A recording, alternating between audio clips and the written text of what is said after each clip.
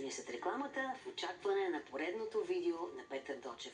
Този път къде ще ни заведеш? В неонатологията с доктор Ралица Бекярова при малки сладки бебенца ще си говорим за проблемите и подценяването на детското здравеопазване, естествено липсата на кадри, как всъщност се спасяват деца, които се раждат 500 грама или 5 килограма.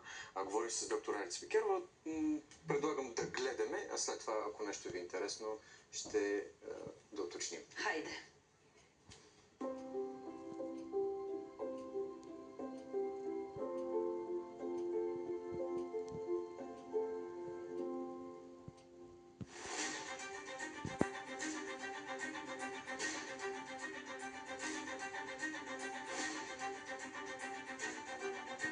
Доктор Бекярова, къде ви хващаме в момента? Точно след раждането на едни близнаци. Ние можем да видим мозъчните структури само с ехография. Това е благодарение на наличните, така наречените фонтанели, или това са, образно казано, отвори между черепните кости, които позволяват ултразвуковите лъчи да преминат оттам.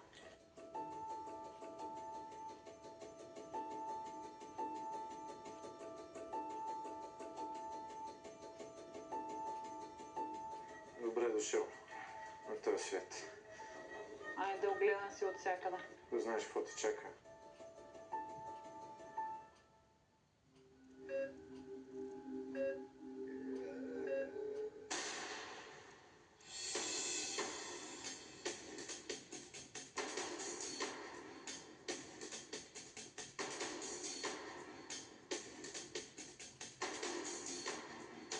Чувате пулса на сърцето. Намирам се в неонатологията. Днес ще изкараме един ден с доктор Ралица Бекярова.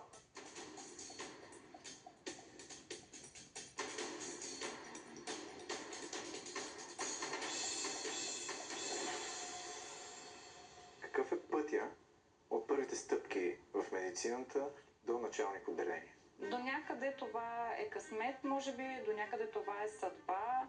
Като човек, който е избрал медицината не като потомствена професия, всичко това е свързано с страшно много труд.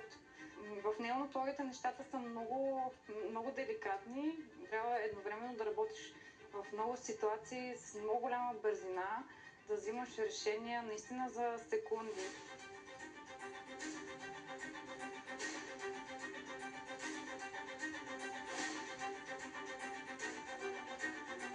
Доктор Бекярова, къде ви хващаме в момента?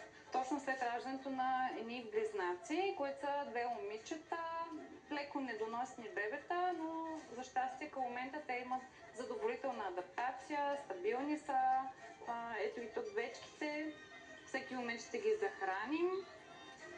Така че ние сме доволни от пациентите ни от преди един час.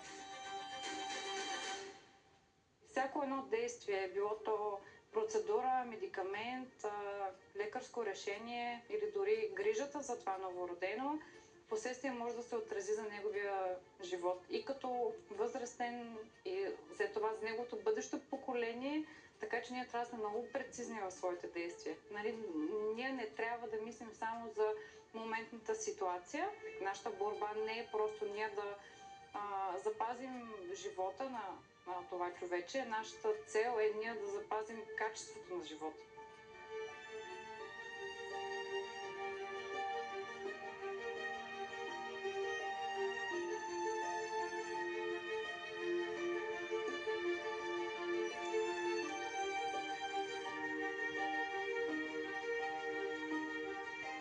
Всъщност, нашият работен ден започва с сутрешна визитация, когато всички новородени се преглеждат.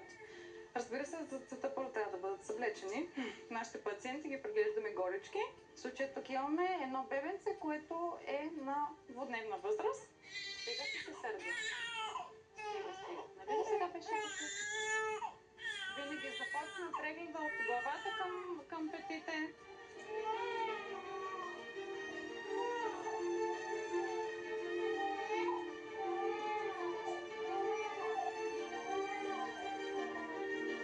Най-хубавата професия за мен е медицината, така че заради това реших да следвам медицина и да се посветя на това, да помагам на хората. Колкото и банално да звучи, това е самата истина. Не трябва да се оплаваш на нищо друго, освен да мислиш доброто на пациента. Нали, това е първоизточника изобщо на медицината. Ако не вярваш в това и не практикуваш така, просто няма никакъв смисъл. Проверяваме тонуса на новороденото след дишането.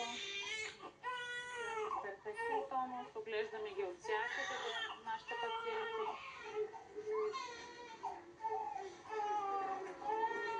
Супер си.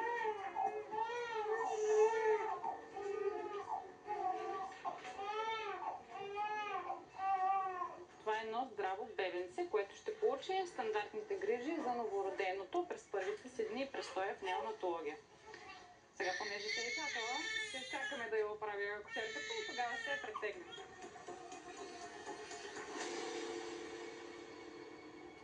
Виждате, уважаеми дами и господа, в неонатологията има всякакви удобства, дори люлеещ се стол. Докторе, каква е функцията на този люлеещ се стол? Всъщност това е стол за кърмене и когато идват майките на нашите новородени деца, защото понякога се налага те да останат малко по-дълго, отколкото майката в отделението. Така, седнете тогава така, вие тук. Моето място не е тук, седнете вие. Чакай.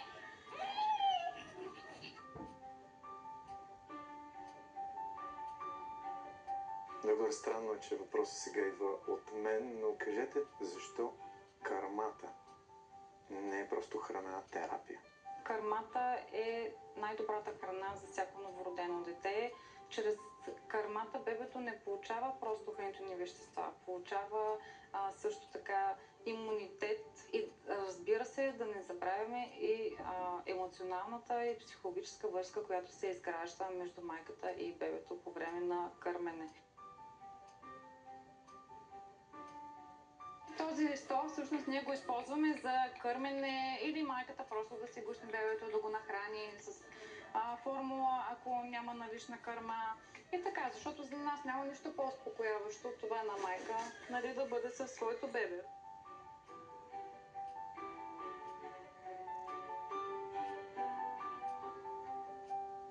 А какви майчински страхове срещате? Дали ще мога да се грижа за това бебе? Аз винаги казвам на всяка една майка, че няма човек, който да може да се грижи по-добре за нейното дете от самата нея. И абсолютно го вярвам това нещо. А бащите как реагират? Много често, когато дори идват на контролни прегледи, аз задавам въпроси относно храненето, грижите на новороденото. Човекът, който много повече говори, е бащата. Това е нещо, което мен много ме радва и много интересно. И е много хубаво, разбира се, защото за мен е редно и двамата родители да участват в отглеждането на детето. Много често бащите също искат да присъстват на ражданията. Винаги обсъждаме с тях предварително те дали са подготвени. И да, понякога сме имали случаи, в които майката е добре, бебето е добре, ние докато кажем честито, бащата, нали, е обърнал така леко очи или е припаднал. Случва се понякога. Заради това ние имаме правило в операционната зала, особено че татковци е добре да не присъстват, защото там има много така по-инвазивни процедури, така да го кажем. Периода на новороденото, единствено и на рано, и на кармачето, така да го кажем, единственият период в живота, в който ние можем само с ехограф да видим мозъчните структури, което за нас неонатологията е безценно. Особено при деца, които са от рискови бременности, при недоносни бебета. Така че сега това. Но пък деня ще покаже. Пускаме ехографа, дами и господа.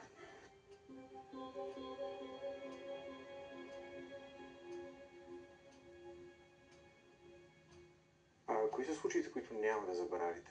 Човек не помни своите успехи. В медицината ти не ги помниш толкова много, но помниш провалите и ситуациите, в които нещата са били не както на теб се е искало. Но никога няма да забравя първото много малко бебе, което се роди пред моите очи. Около 600 грама и това бебе беше спасено пред очите ми. Аз наистина просто онемях. Това е абсолютно чудо. Какво се случва във вашата психика, когато пред вас се изправи едно новородено под 600 грама? Аз бих казала, че нямаш много време да мислиш, защото ситуацията изисква наистина много бързо действие. Това е свързано с много стрес. За нас може да е стрес, но за родителите и за цялото семейство стресът е в пъти по-голям. Тревогите са просто неимоверно големи. Подготвен ли един доктор да съобщи най-лошите новини? Не бих казала. Аз не мисля, че някога някой би бил готов, или поне това е моята гледна точка, да съобщаваш най-тежката новина, особено когато се касае за новородено дете или за дете изобщо. Мисля, че в България това нещо доста се подценява по време на нашето следване по медицина. Това са етични въпроси, които ние наистина имаме нужда да обсъждаме.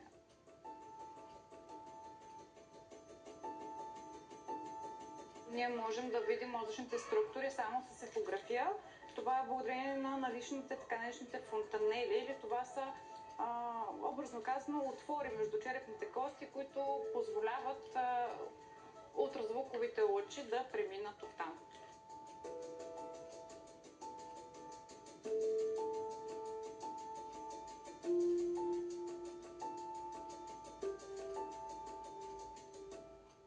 Готов си? Добре дошъл на този свят. Айде, огледам си от всякъде. Ако знаеш какво те чака. Ако знаеш какво те чака, верно е. Това, Хубави работи само. това е емоции, това чувства, това после политика. Ще се сблъскаш със знания, които ще те отчаиват. После ще срещаш любовта, която ще те зареди. Това страшни неща те очакват, Сашко. Изпитвате ли понякога емоционална умора от ежедневието си?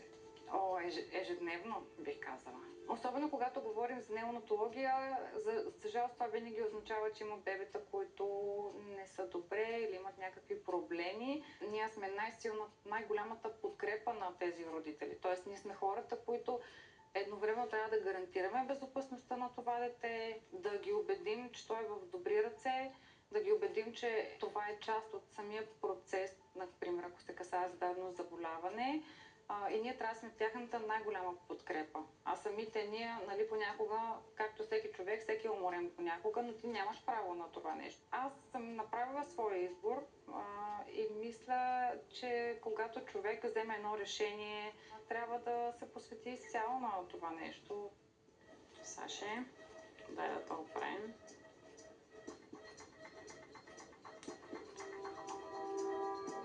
Иска ми се да мога да бъда на 100% навсякъде. Тоест да съм 100% на работа, да съм 100% вкъщи, но няма как. И съм в такъв етап от живота и на такава възраст, на която мисля, че щом имам възможността, енергията да се раздавам, трябва да се възползвам от това. Бъди добро дете, сега ще избършим главата, няма да оставим такъв гелосан. С прическа. Ще стане човек, Сашко, ще стане човек. Велико. Вижте, уважаеми зрители, намирам се в библиотеката на болницата. Сега ще си пуснем и Плоча, Лили Иванова, Асен Гаргов. Много тематично в болницата виждаме, ела с камерата, ела, жажда за живот. Тематично заглавие на неонатологията на Ервин Стоун. Препоръчвам тази книга.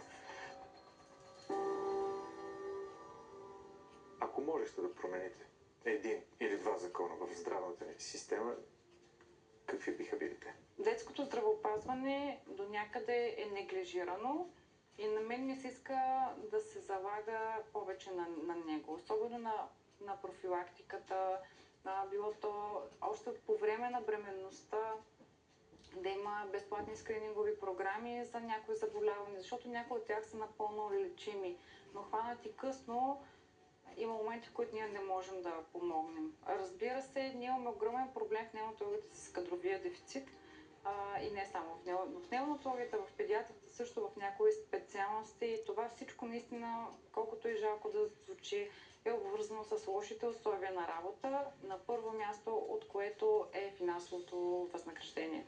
Така че мисля, че всеки лекар, било то млад или не, заслужава достойно възнаграждение, достойни условия на работа, защото аз вярвам, че всеки, който се е захванал да работи в сферата на медицината, или поне 99% от хората го работят наистина от сърце.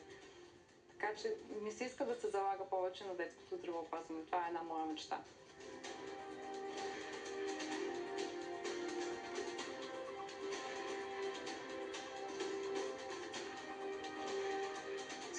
да отиваме на визитация, да съобщим на майките в какво състояние са техните малки сладки бебченца.